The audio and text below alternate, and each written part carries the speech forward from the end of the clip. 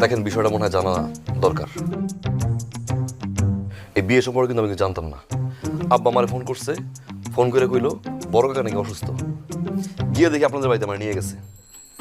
যখন নিয়ে গেছে তখন পর্যন্ত আমি কিন্তু আব্বার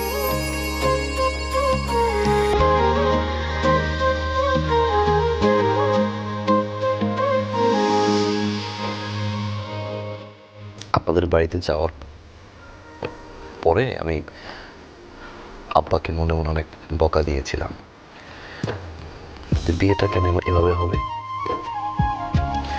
বিয়েটা ধুমধাম করে হতে পারে না, বিয়ে তো ধুমধাম করে হওয়া উচিত না। মাশাআল্লাহ, সুবহানাল্লাহ।